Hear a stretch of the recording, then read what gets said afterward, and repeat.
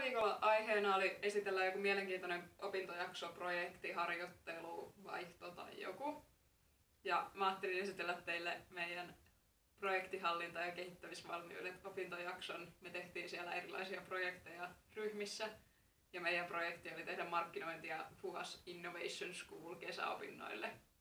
Seuraavaksi näette, miten me tehtiin tämä lopullinen video, joka me tehtiin tälle kurssille. Eli pitäkää hauskaa.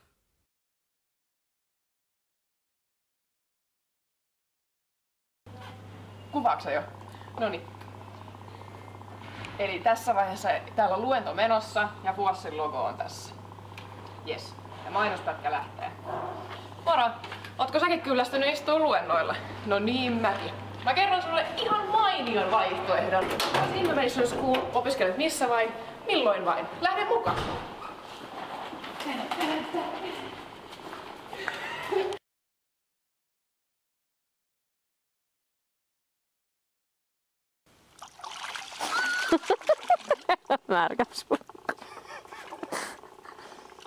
Oi, tää on vaikea vaihtoehto. On niin vaikea.